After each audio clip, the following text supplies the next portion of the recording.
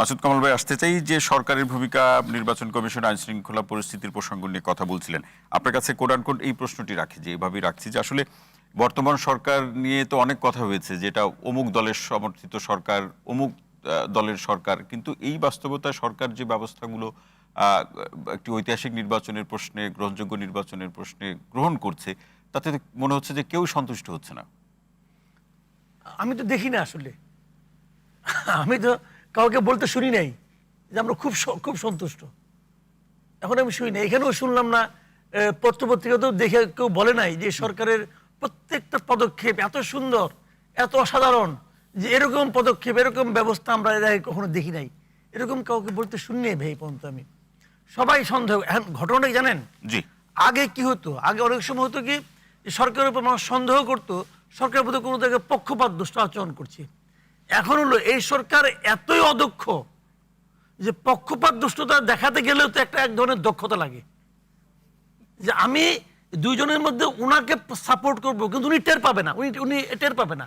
এটা কিন্তু হয়ে যাওয়ার পরে টের পায়, আগে টের পায় না। এটা কিন্তু দক্ষতা লাগে, এদের এই দক্ষতাও নাই।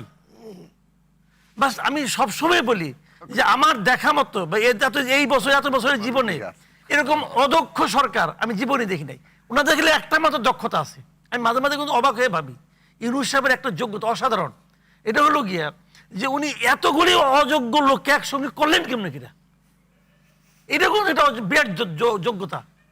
মানে আমি একটা লোক পাইলাম না যে লোকটা নাকি মনে করেন যে দুর্দান্ত পারফরমেন্স দেখালো, এবং উনি এতগুলি জোগাড় করিয়া নির্লিপ্ত ভাবে চুপচাপ বই থাকেন, ওনার কিছু যায় আসে না।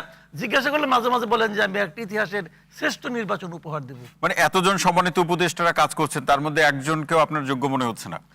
তুলনামূলক ভাবে দেখলে দুইজন তো আছেই, তুলনামূলক ভাবে দেখলে এদের মধ্যে বেটার, এদের মধ্যে একজন বেটার আছে। আমি বলি আপনাকে, ওই যে যোগাযোগ এবং জ্বালানি বিষয়ক যিনি আছেন ফাউজুল কবির খান, ওনাকে আমি তুলনামূলক ভাবে বেটার মনে করি।